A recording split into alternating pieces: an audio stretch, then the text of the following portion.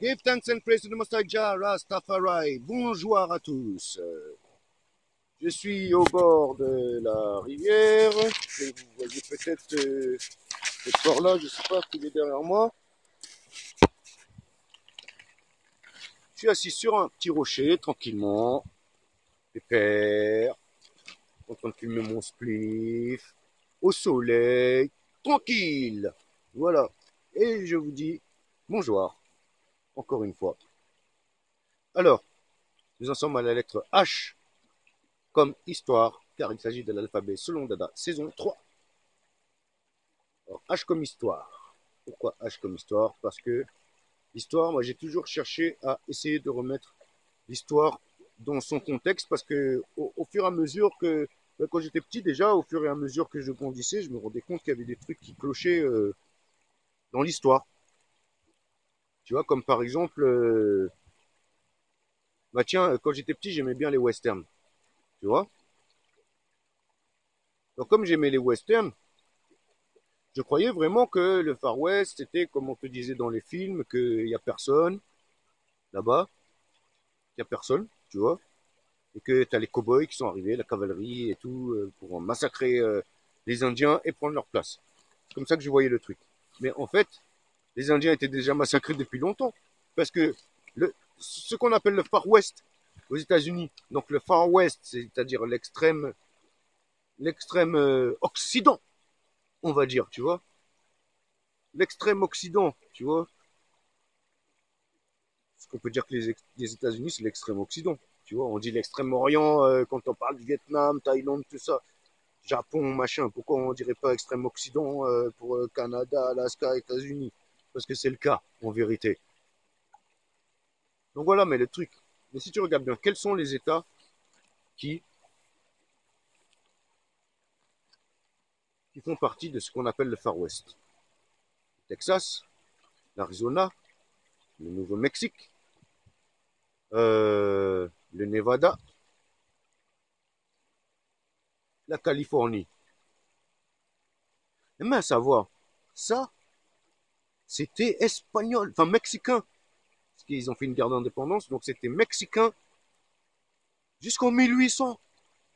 Donc c'est des menteurs, puisqu'on te dit que c'est vers les années 1880 que démarre la conquête de l'Ouest. Comment c'est possible? Vu qu'il y avait déjà des villes, Santa Fe, Los Angeles, Santa Monica, San Diego, Dallas. Tu vois, tout ça, c'est des noms espagnols, tu t'en es pas rendu compte?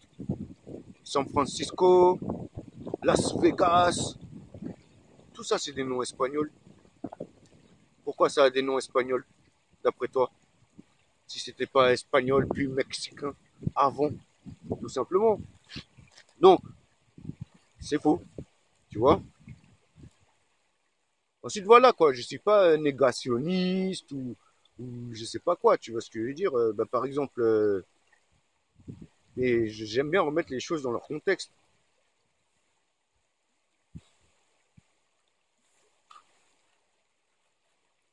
Tu vois, par exemple, tiens, si tu parles de l'Afrique, Sarko, il dit l'Afrique n'est jamais rentrée dans l'histoire.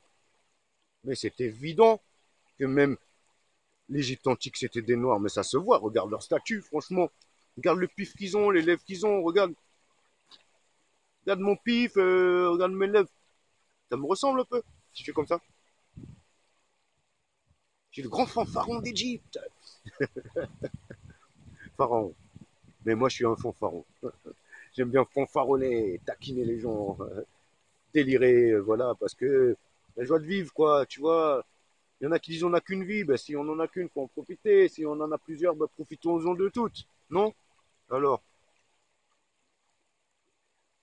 voilà, donc l'histoire, il y a des trucs, c'est comme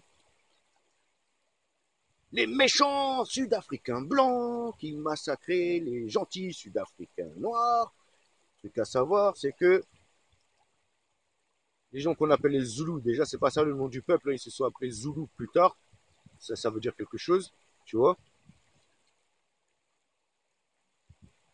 Et tu vois, mais bon, tous ces peuples-là, les Xhosa, les Shona, les Matabele, tous ces peuples-là, les Swazi, ces peuples qui se sont battus contre les Européens,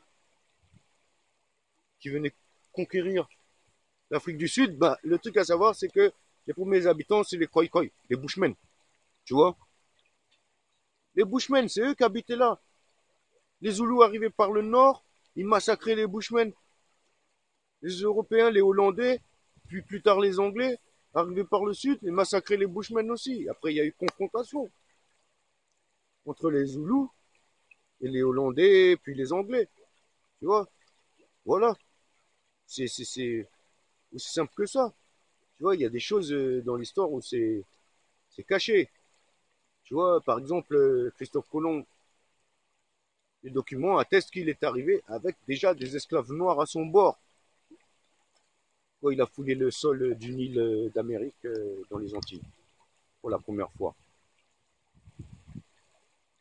Quoi d'autre? euh,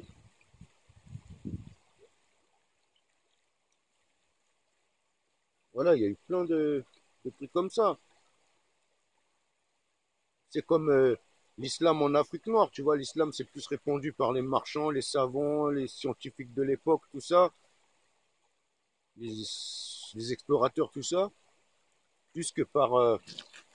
si tu lis Ibn Battuta, il en parle, euh, il en parle dans ses écrits, il parle de l'Afrique, comme quoi c'est beau, c'est magnifique, c'est bien agencé, que tu as des grands empires très riches, machin, tu vois.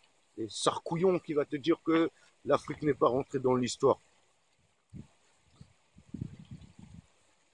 Quand les Européens sont arrivés pour la première fois en Floride, ils ont vu des Noirs, typés africains, mais qui avaient une culture comme les Amérindiens, tu vois.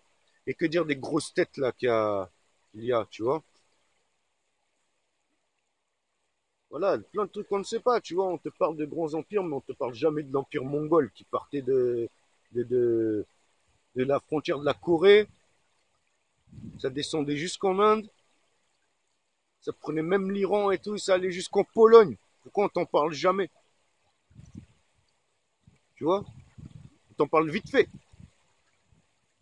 On ne parle pas de l'Empire du Mali, on ne parle pas de l'Empire Congo, on ne parle pas du royaume d'Aksum ou le royaume de Saba, tu vois? Qui te prenait le Soudan, l'Éthiopie, la Somalie, l'Érythrée, euh, Djibouti et le Yémen et les îles Socotra. C'est pour ça que les Éthiopiens et les Yéménites, dans le faciès, ont un air de famille. Il y a plein de trucs comme ça. On t'apprend pas que le swahili n'est pas une langue africaine, mais c'est une sorte de créole qui est un mélange de langues africaines et d'arabe.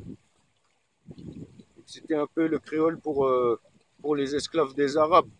Tu vois, que Zanzibar et les Comores étaient pour les Arabes ce que les Antilles et les Mascareignes étaient pour les Européens. Ça, on t'en parle pas non plus dans l'histoire. Tu ne remets pas tous les trucs dans leur contexte. On te dit pas que la Mésopotamie c'était des Noirs aussi, qu'ils avaient des gros afros, mais tu le vois sur les images. Je sais pas pourquoi ils veulent nous cacher, nous mentir, nous dire qu'ils étaient typés comme maintenant, que c'était des Arabes ou des Perses de l'époque, alors que quand tu vois, ils ont la peau noire, des cheveux frisés ou bien crépus qui dépassent du casque comme ça en afro, des grosses barbes de rasta là, tu vois ce que je veux dire? On dirait des Éthiopiens les mecs, avec la peau plus foncée que la mienne. Tu vois ça sur leur bâtiment là, sur les bâtiments qui restent d'avant, tu vois. Et Hindu Kush, pourquoi la montagne ça s'appelle Hindu Kush? Puisque Hindu c'est l'un des Kush, c'est le, c'était un royaume d'Afrique. D'ailleurs, en hébreu, Kush, ça représente toute l'Afrique. Le peuple noir, c'est Kush, tu vois, c'est les Kushis.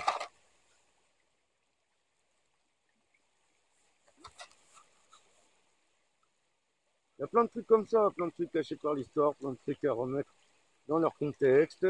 C'est comme à l'époque de l'esclavage. Il y a eu des viols, certes, mais il y a eu aussi des vraies histoires d'amour entre esclaves et maîtres, esclaves et maîtresses, tu vois.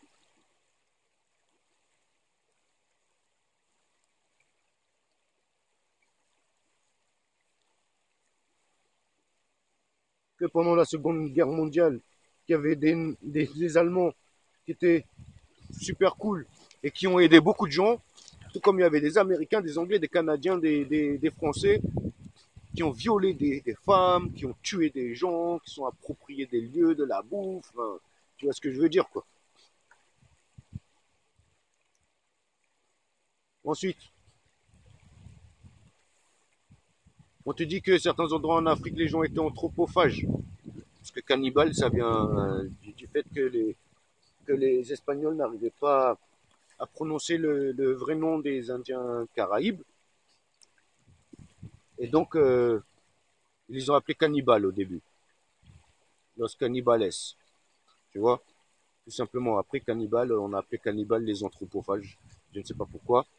Mais ce que je remarque, c'est qu'il y a plein d'histoires qui attestent qu'en Europe, même pendant la Seconde Guerre mondiale, pendant le Moyen Âge, machin, pendant la Seconde Guerre mondiale, quand il n'y avait rien à bouffer, qu'il y a beaucoup de gens qui mangeaient du cadavre.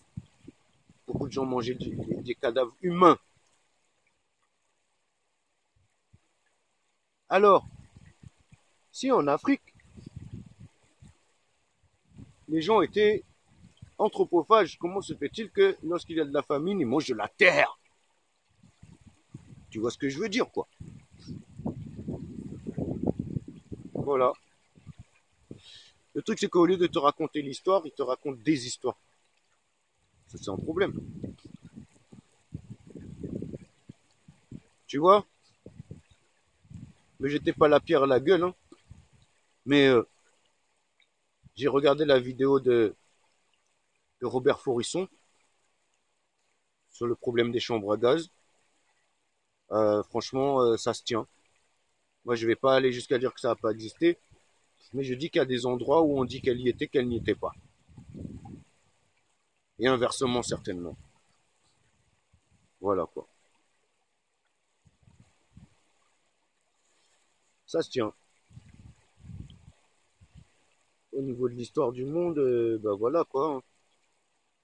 On va toujours te raconter la vie du chasseur, pas la vie du sanglier qui est chassé. Donc c'est toujours un petit peu romancé.